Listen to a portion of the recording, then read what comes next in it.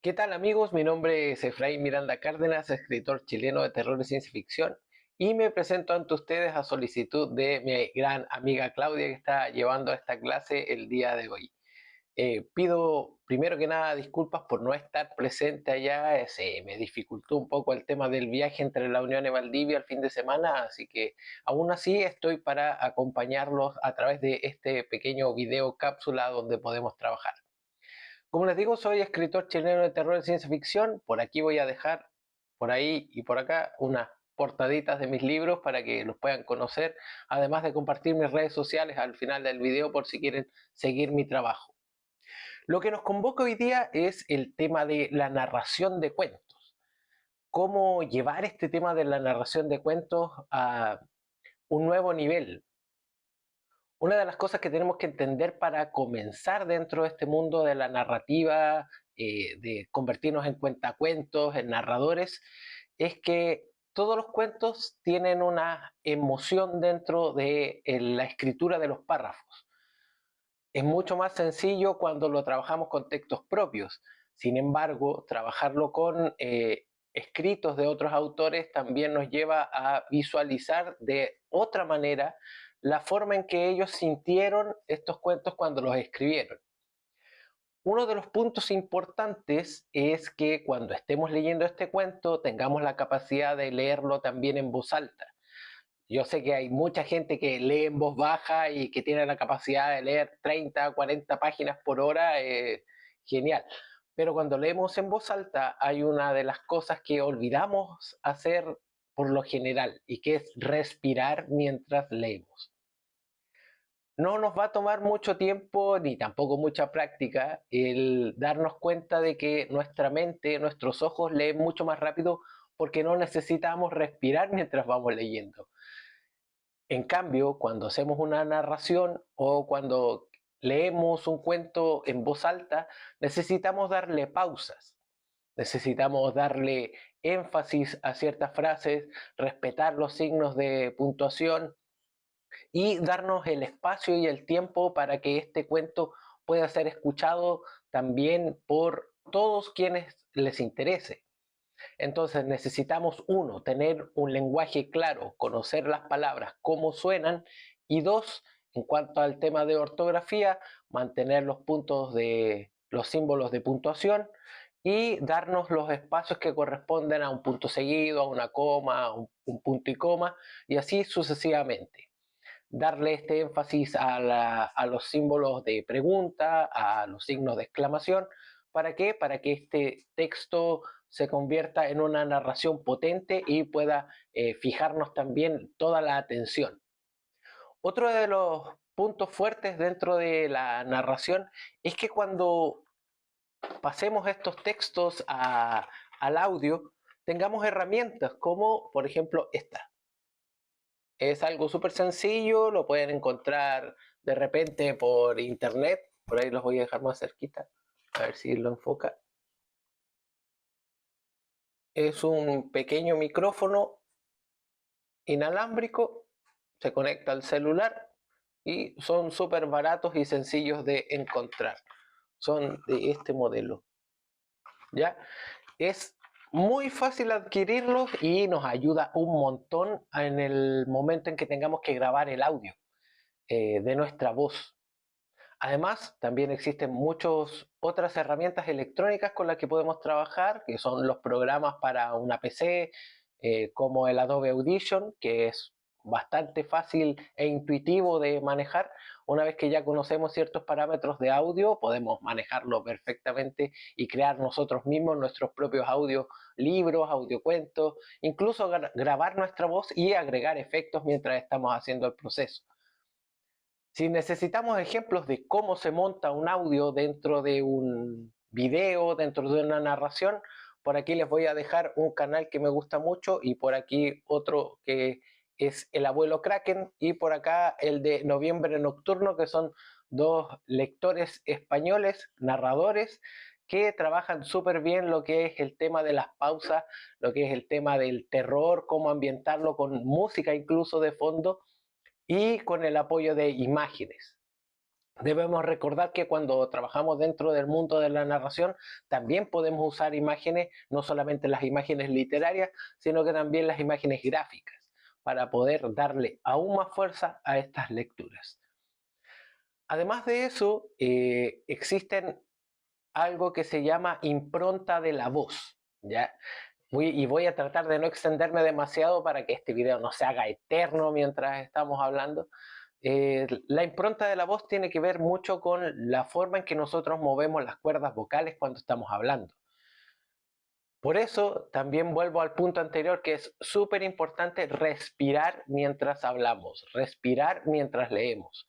¿Para qué? Para que toda esta impronta de nuestra voz se maneja a través de dos conceptos súper importantes que también la gente que conoce lo que es la música y el sonido lo entiende súper bien.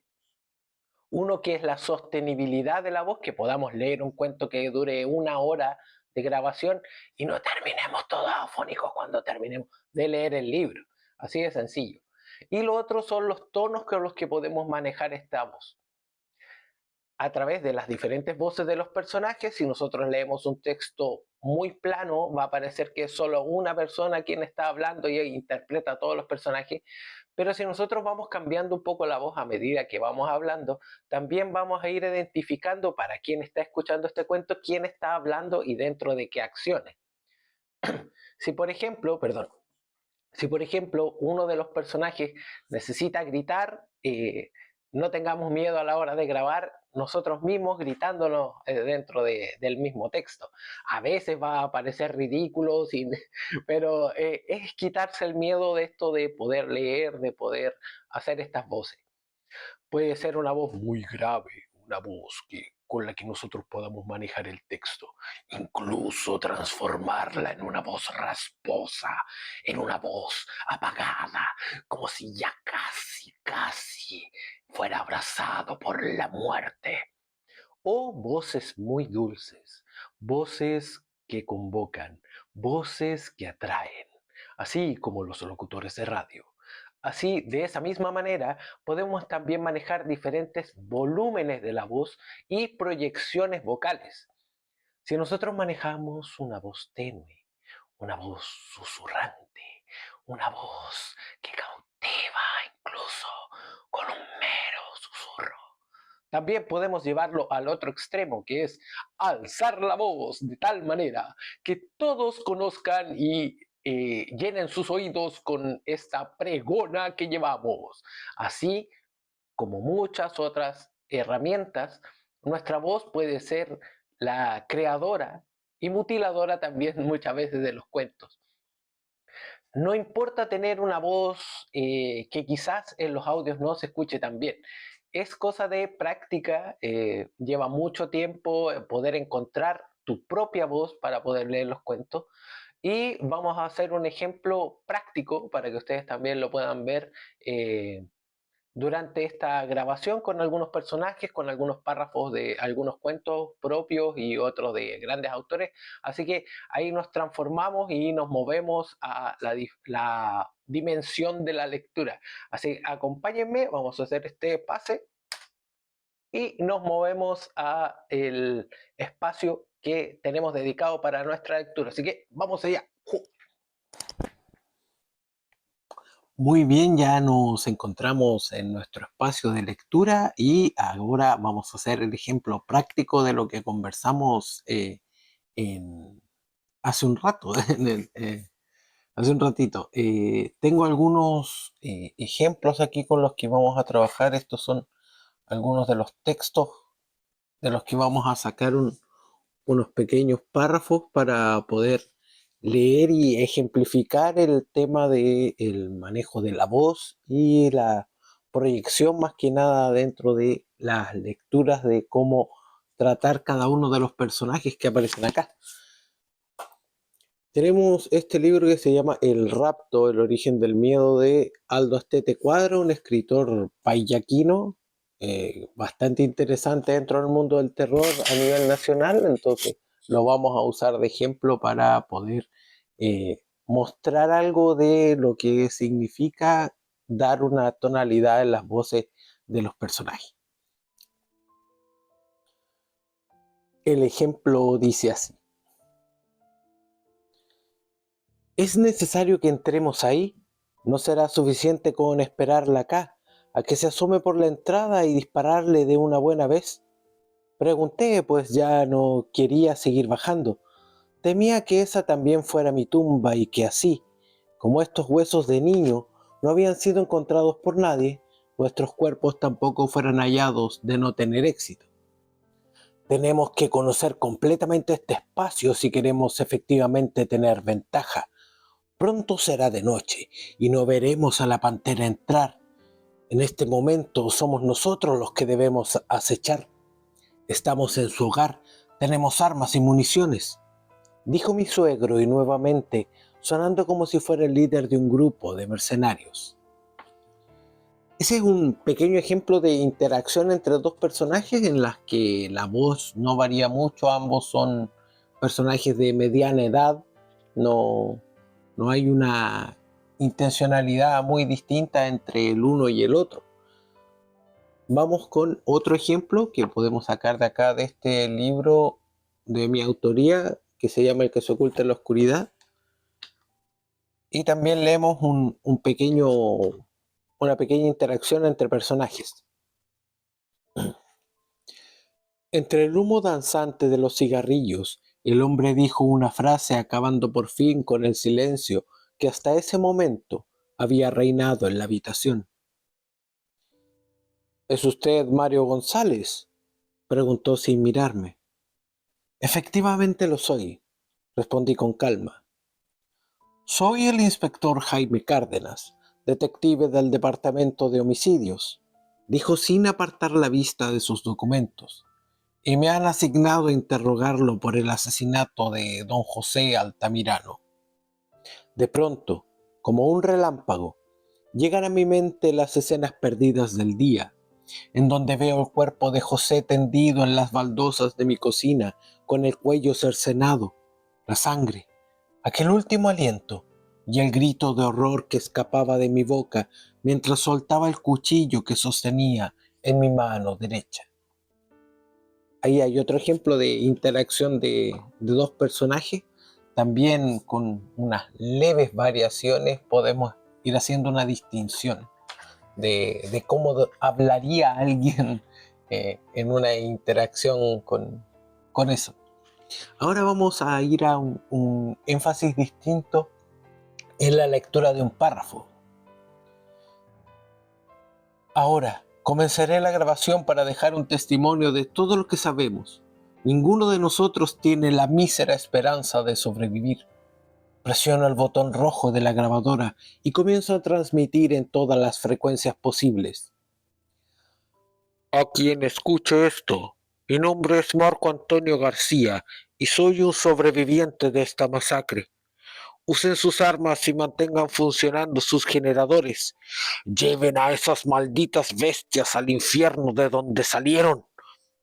Quiero decirles que intentamos defendernos y luchamos lo mejor que pudimos. Espero que ustedes tengan mejor suerte. Terminé aquel mensaje justo antes de que se apagaran las luces del refugio. Una serie de chillidos se esparcen por el aire. La horda de miserables alimañas se precipita sobre nosotros como la peste en la Edad Media, diezmando lo último de humanidad en estas tierras. La puerta a mis espaldas cae estrepitosamente en medio de la oscuridad. ¡Maldición! ¡Nos encontraron! ¡Nos encontraron! Ahí hay otro ejemplo cortito de cómo podemos en dos párrafos cambiar completamente la perspectiva de lo que estamos leyendo. Esos son algunos pequeñitos ejemplos y con los que podemos trabajar, con los que podemos revisualizar, ver un poquito cuál es el tema del manejo de la voz. Me gustaría, en caso de que alguna vez tuviéramos la oportunidad de reencontrarnos, leerles un poco cómo sería ponerle la voz a un monstruo, por ejemplo, algo que hable en nuestro idioma y que podamos llegar a pensar que una criatura tenga una voz distinta. ¿Cómo trabajamos eso? ¿Cómo podemos darle algo que identifique a estas criaturas, a estos monstruos, es un trabajo difícil, así que espero que les haya gustado esta intervención, unas pequeñas cápsulas de ayuda y cualquier consulta voy a dejar mis redes sociales por aquí, en una capsulita por aquí, por si alguien me quiere contactar, conversar acerca de este tema de la narración, de cómo transformar los cuentos a nuestra voz y espero que tengan una alegre y cómoda jornada junto a Claudia Latorre. Nos veremos, espero, en un encuentro más personal en alguna oportunidad. Que estén muy bien, un abrazo y nos vemos pronto.